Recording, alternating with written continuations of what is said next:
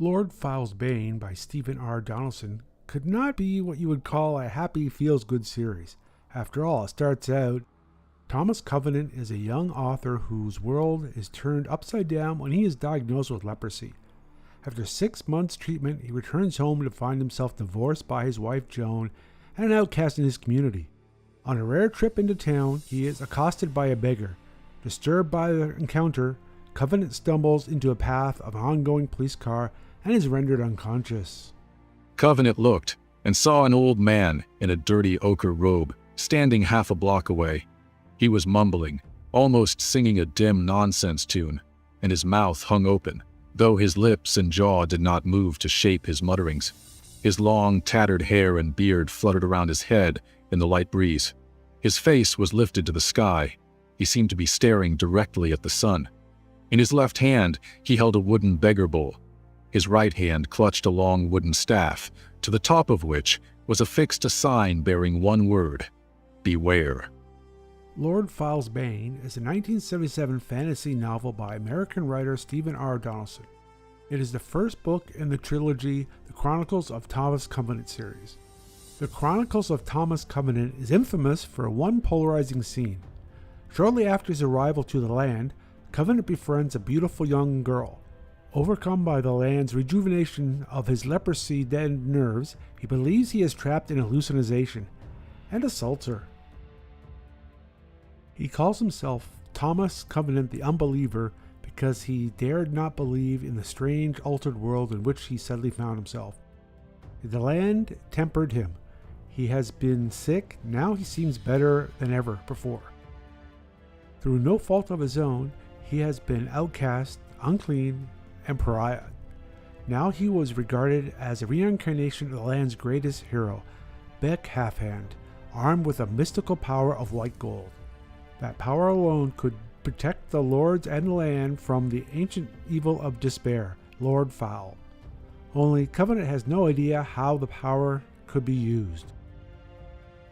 I know the Deep Dive crew has a lot to say about not only the first novel in the series, but the whole series in general. So let's see what they think about Lord Files Bane. Buckle up.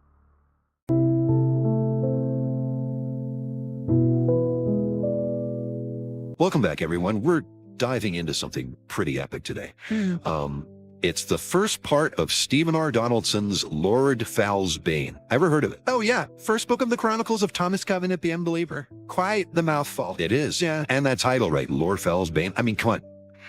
Gotta be at least a little curious. Definitely grabs your attention. It does. So, basic premise. Yeah. Fancy novel, epic scale, and a main character who is, well, let's just say he's not your typical hero. That's putting it mildly. He's a leper. Thomas Covenant. Living in a time when, well, leprosy was a one-way ticket to social exile. You know, it's easy to forget how devastating that was back then. Not just the disease itself, but the fear, the isolation. Absolutely. And Donaldson doesn't shy away from that. He lays it all out. The loss of his wife, his son, his career, everything. This guy is living in self-imposed exile, cut off from the world. Just existing, not really living. Exactly. And he's lost 2 fingers, his sense of touch is gone, and he's basically resigned himself to this numb existence. He even burns his manuscripts, all his writing. Yeah. He figures, what's the point of imagination when your reality is this bleak? And then Donaldson throws him a curveball. A big one. Right. Out of nowhere, bam, hit by a police car.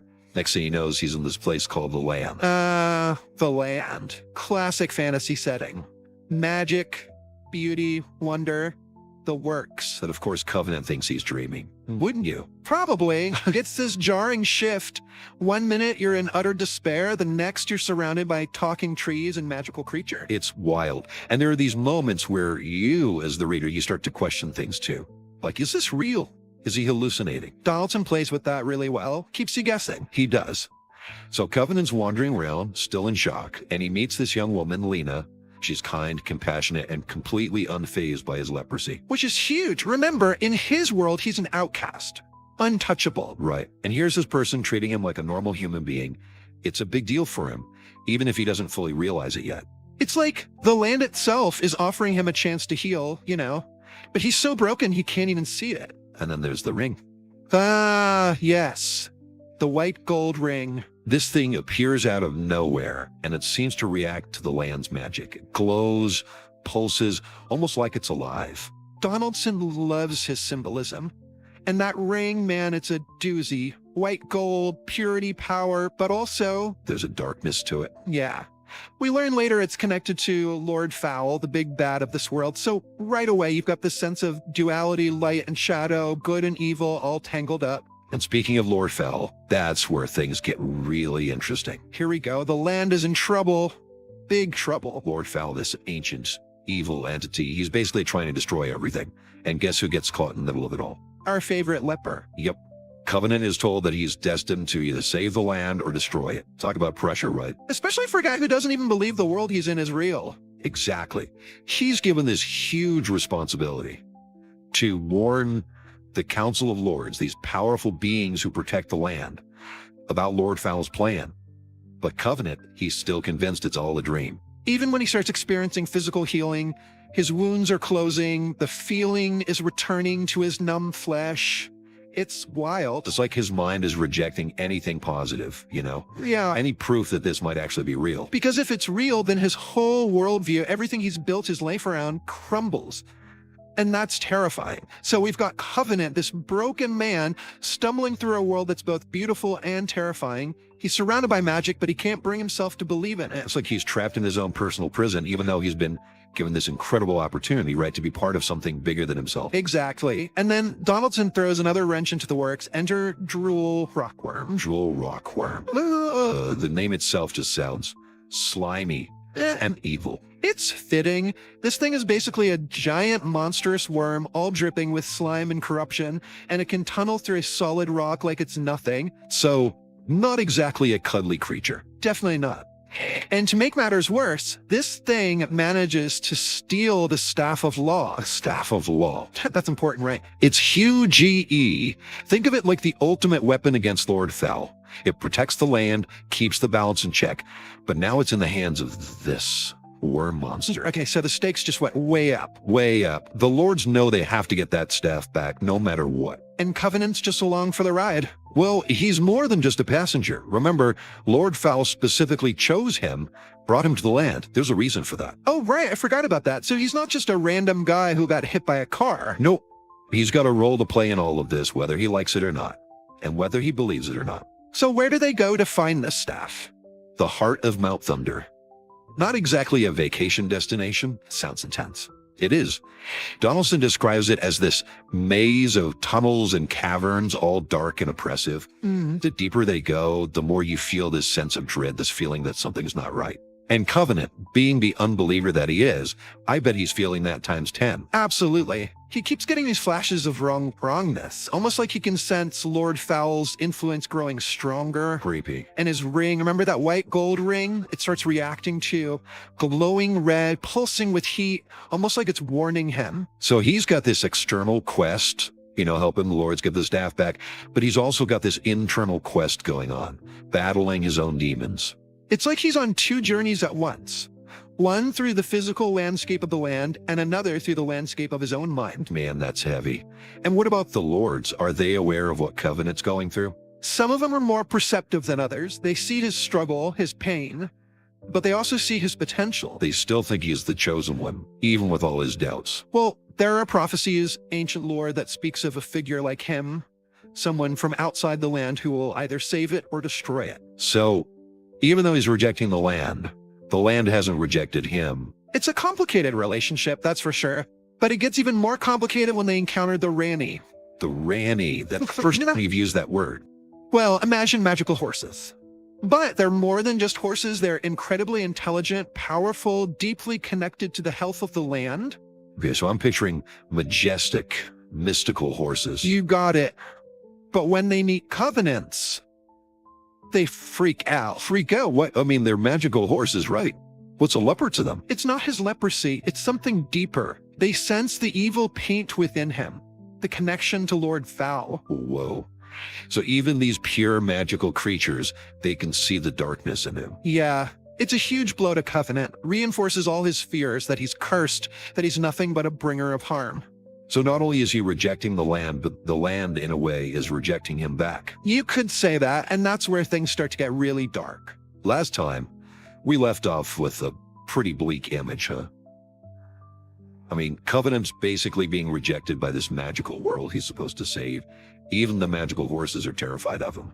And let's not forget, the Staff of Law, their only hope against Lord Fowl, is still missing. Oh yeah, that whole thing. They lost it in a giant worm monster cave, right? Pretty much. But they're not giving up. The Lords, they're pushing deeper into Mount Thunder, facing all sorts of dangers. I bet. Donaldson doesn't exactly go easy on them, does he? Nope. Cavelets, traps, you name it, they encounter it. All while knowing that Lord Fowl is out there somewhere getting stronger. And Covenant's still stuck in his own head, right? Right. Denying everything, Oh. convinced it's all a dream. It's a constant battle for him. Every step they take towards Drool Rockworm's lair, the evil in the air gets thicker, heavier. Yep. Even his ring reacts, glowing red hot, like it's burning him from the inside. Gotta be messing with him, right? That constant reminder of his connection to Lord Fowl. Absolutely. And it's not just the ring. They come across these ancient carvings in the rock, warnings from a long-gone civilization. And the words, it's like they're speaking directly to Covenant, challenging his disbelief. Whoa, so it's not just the people on the land, even the very stones are trying to get through to him. Yeah, like the land itself is screaming at him to wake up. Connect. And there's this shift in him. Subtle, but it's there.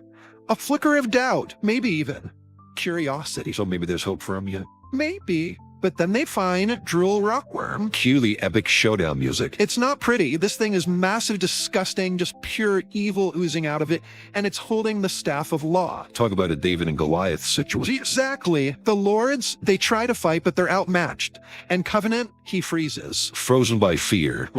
Or doubt. Both, maybe. He's torn. Does he embrace the darkness he feels inside, the connection to Lord Fowl? Or does he fight for a world he doesn't even believe in? Yeah, what a choice. Right. And while he's hesitating, his ring. It lets loose this blast of wild magic. Oh no, that doesn't sound good. It's chaos. The magic tears through the chamber, kills Drool Rockworm, but also a lot of the Lords. Oh wow. So even when he tries to do something good, it backfires. It's a classic Covenant move, sadly. And it triggers a volcanic eruption. Everyone's fleeing for their lives.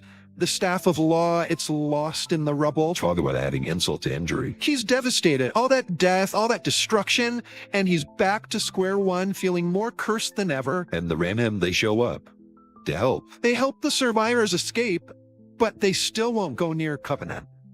Ouch. That's gotta sting. And then, bam, he's ripped back to his own world, wakes up in a hospital bed like nothing happened. So it was real, the land. It wasn't a dream. It was real, and that knowledge, it changes him. He can't deny what he saw, what he felt. He can't go back to being the same cynical, closed-off man he was before. But he's also back in a world that doesn't understand him, that fears him. That's the tragedy of it. He's been given this glimpse of hope, of something bigger than himself, and now he's back in his own personal hell. Yeah, it's like Donaldson is saying, even when you find a way out of darkness, the darkness follows you. Maybe. But there's also a sense that something's changed inside him. A seed of belief, maybe. A willingness to fight. And that's just the first book, right? Just the beginning. And trust me, it gets even wilder from here. So if you're looking for a fantasy story that's not afraid to get dark, that really digs into what it means to believe, to hope, even when everything seems lost. Lord Fell's Bane is definitely worth a read. And we'll be back to dive into the rest of the series. But until then, thanks for joining us on this deep dive.